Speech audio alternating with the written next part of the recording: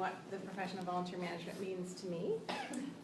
So far, I was instantly brought back to moments in my life that have brought me to this point.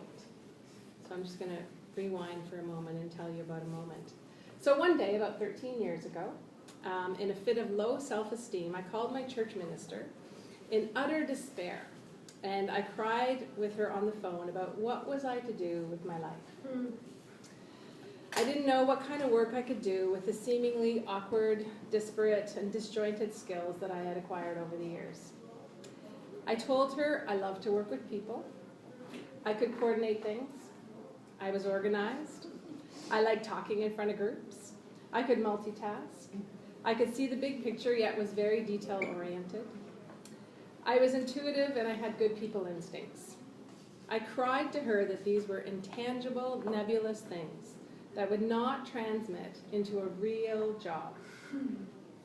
In her wisdom and care, she said to me, "Ruth, you know what you are? You're multi-blessed." Right then and there, she turned what was a horrible day for me into an awesome moment. She spun what seemed to me as curses into blessings. Little did I know at the time that this list of seemingly disparate, disjointed things that I had shared with her was in fact the job description for a volunteer manager. From that conversation, I began to regard myself in a different light. Well, the rest is history. And let me tell you, I know that we all in this room share those skills and abilities and much more. We are all multi-blessed. Kudos to you on this day where we celebrate volunteer managers. You are all multi-blessed. What the profession means to me now is I've been dragged out of that woe is me attitude, and for the past 13 years I've been able to work with awesome people. And that includes you guys in this room.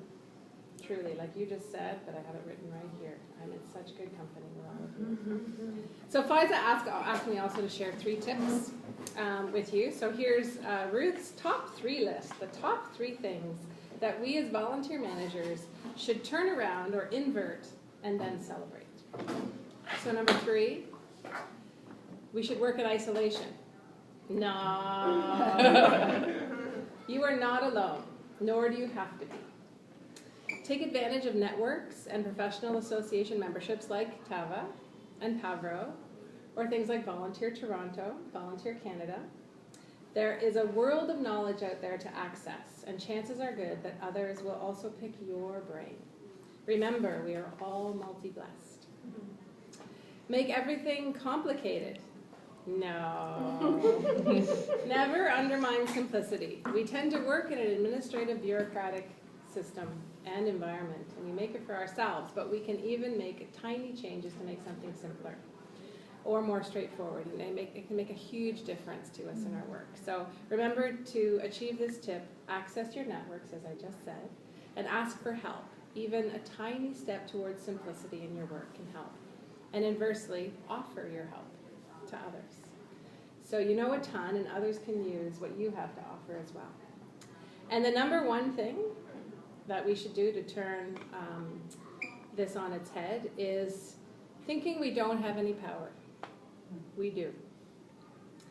Often we know it doesn't feel like we have power or privilege in our roles, but we do. We have lots of power. So let's turn that idea on its head, spin it differently like my minister did for me that day, and celebrate the fact that we have lots of power and privilege.